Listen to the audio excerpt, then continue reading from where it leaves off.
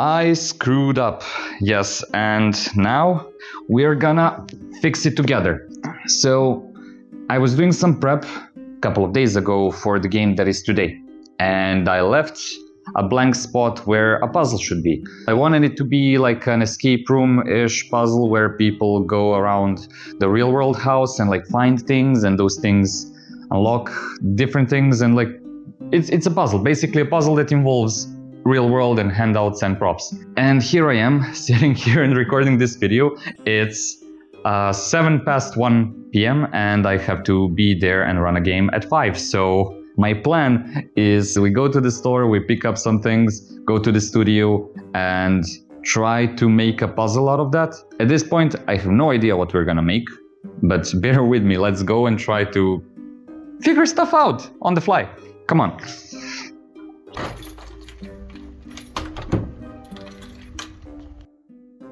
They have something like Nerf guns. Maybe I should buy that and then make them shoot a target. Yeah, no, humanity lost the plot. This looks interesting. I mean, little locks and you have little keys that you can maybe scatter around, do something with them. But if I could find something with like a number combination, like a safe. Ooh, bike locks. Yes, they have these with numbers. I think this is perfect. Check if they have the black one. And I will for sure take these. Alright, so I finally reached the studio. This is what I got. It has a bunch of things in it. Not everything is for our purpose, but I went predominantly with locks because, yeah, they have an escape room quality to them, don't they? Like, you know, you have a key and the key unlocks something that's as escape room as it gets, I think. So my idea here is, since I have 4 locks and I have this thing that has 1, 2, 3, 4, 5. Yeah, that's not good. And I can't use this little thing. I think I'll just... So what if, when you find keys to these locks, it somehow gives you a combination for this? That would make sense. And I would put this like on the door, so they can't get out, or I would tie an object of interest with this. I don't know. I think the first step is for us to figure out we're gonna use just one key. So all of these we won't need. And then what does a combination of a lock and a key give you? It should give you a number for sure. So I have this paper tape, and let's use that to put some, I don't know, like equation or a number on each of these, and then the key would complete the whole thing, and that would give a number. I think that makes sense, and then I'll just scatter the keys around the house or something. So, okay, let me do the equations real quick. Just put this here, and I'm dropping everything. Okay, so let's put, I don't know, let's keep the first one simple. So I'll just put 3, for example, okay? Let that be 3. So what would be put on the key then? I don't know, if the first number is 9, it makes sense to be like times 3, 3 times 3, because, you know, players, they will never figure it out if they don't have at least one that is very simple and like demonstrates the concept right away.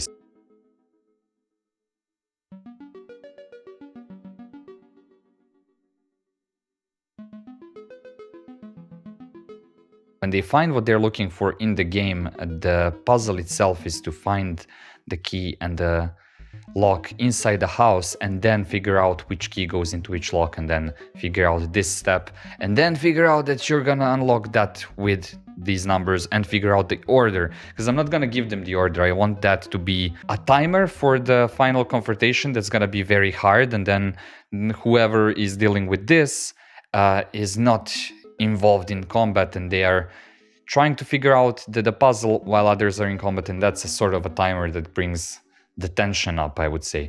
Let's do something more complicated. Okay, so let's do, I don't know, let's do 100, and then let's say that from 100 we want to get 1. Maybe we can do minus 98, and then here divided by 2. Something like that.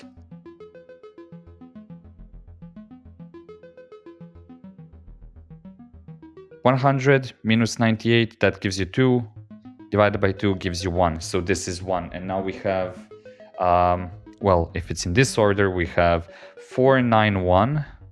So this one needs to yield 2 numbers because we have five things here. We can do a decimal number. Let me cook something. Okay, some random numbers here, but I've used some parentheses to make it even more confusing, just in case they're too smart. Oh, this is gonna be... maybe I made it too big. I mean, it's fine if it wraps around, right? Because they will have... but it's better not to have the minus on the other side, because then they might not even see the minus. It's better to have the minus here, and then some of the numbers can wrap around. I'll leave it like that for now and then redo it later. Just for the sake of the video, where's the key? The key is inside. There you go. We have... the last one is like the most complicated one. And then we can do something like...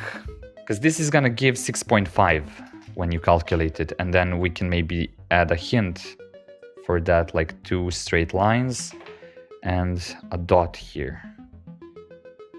Right? So like 5 and 6.5. I don't know. I hope they're gonna figure that out. Here then we can add, for consistency, just 1 line. And then here also we can add 1 line. Okay, so let's do that. 4, right? And then this is 1 and this will be 9. We already have a 9, so let's find the 1. There you go. Turn this around.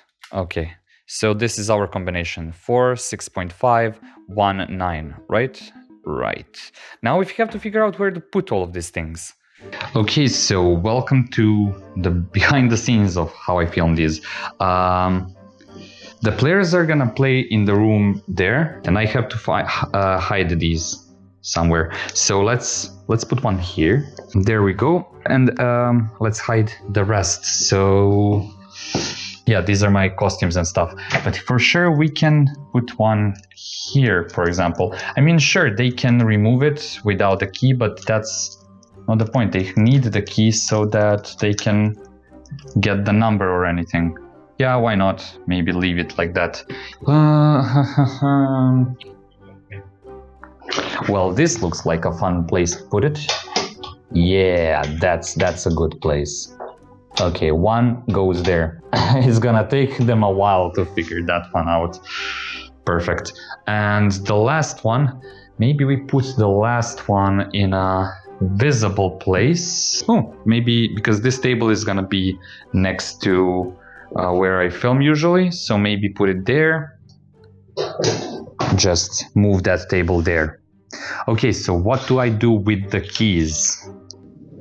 Well, I think I'm gonna put some keys in books, and then books will be scattered around. Maybe 1 key into the liminal guide, and I don't want them to go and play around with my shelf. So I will say that there's nothing on the shelf, and I will put this book there. And then, yeah, it doesn't need to be just books. Maybe I can take this little thing. Now, as I'm filming, I'm trying to do everything with one hand. And we can put that right about there, for example.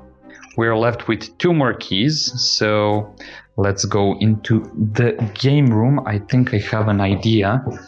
So for those who don't know, this is like places and ads basically from our game world. So behind the poster, okay, I've added a bit more tape to this, and then we do something like that.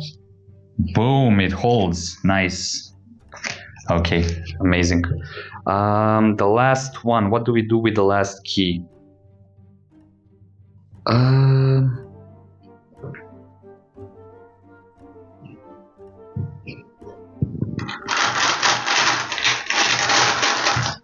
Perfect. We still haven't put this anywhere. I think I will just hang this on a doorknob. Like, everyone should be able to see it. It should symbolize players being unable to leave the room or something, but I wouldn't actually like hide it or actually restrict their movement, because yeah, that's kidnapping and imprisonment, I would say. So let's leave that to the side. and let's make a plan for the encounter itself. So there is this guy that is strapped into like a VR headset thing that goes into this huge machine, and he is in sort of a VR coma. And in this place there is other chairs that have the same capability, and some or all of the players will eventually figure out that they need information from this guy, but they can't detach him from this because he's gonna just die.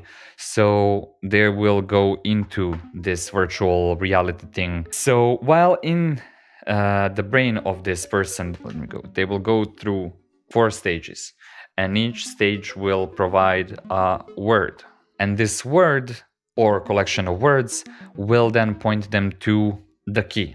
This is the worst drawing of a key ever. It's oh my god. Okay, but you get the point. Each word will point them to a key. The first key will be hidden in the liminal survival guide. I might give them words survive the liminal or liminal survival or something like that.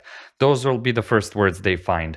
For the second key, we left them in Egypt themed little things. So the second word would be Egypt. The third one would be the name of that bar. It's just called Parking. I think I will just give them this word, Parking.